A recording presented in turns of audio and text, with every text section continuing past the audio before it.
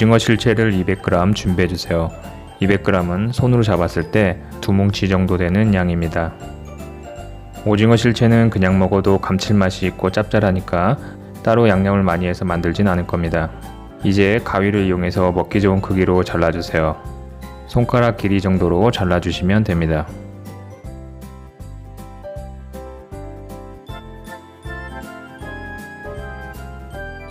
냉장이나 냉동 보관하다 보면 이렇게 뭉쳐있는데요. 뭉쳐있는 오징어 실체는 손으로 풀어주세요.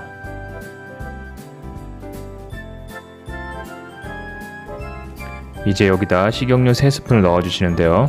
프라이팬에 식용유를 넣은 상태에서 볶으면 쉽게 타기 때문에 이렇게 미리 넣어서 섞어 놓으면 쉽게 타지도 않고 골고루 볶을 수 있습니다. 참기름 1스푼도 넣어주세요. 참기름의 고소한 맛이 냉장고 잡내와 비린 맛을 잡아줍니다. 이제 기름이 골고루 잘 묻도록 묻혀주세요. 시간이 좀 걸리더라도 골고루 잘 묻혀주세요. 기름에 묻혀진 오징어 실체는 10분 정도 상온에 놔두세요. 그러면 기름이 스며들면서 윤기나고 촉촉한 오징어 실체를 만들 수가 있습니다. 불은 약불로 조절한 상태에서 오징어 실체를 넣어주세요. 지금부터 불세기는 약불을 쭉 유지하시면 됩니다.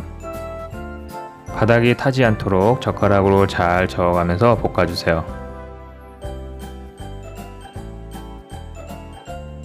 약 3-4분 정도 볶으시면 오징어 실체가 오그라들기 시작합니다.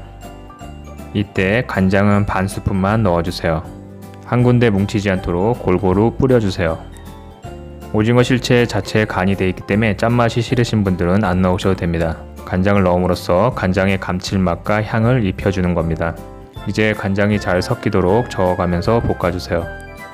역시 타지 않도록 잘 확인하면서 볶아주셔야 되는데요. 만약 탈 것 같으면 불을 꺼주세요. 간장이 잘 섞였으면 이제는 설탕 1스푼을 넣어주세요. 설탕 역시 한 곳에 뭉치지 않도록 골고루 잘 뿌려주세요. 설탕이 잘 섞이도록 저어가면서 볶아주세요. 설탕이 잘 섞였으면 가스불을 꺼주시면 됩니다. 마지막으로 통깨 1스푼을 골고루 뿌려주신 다음에 잘 섞어주시면 됩니다.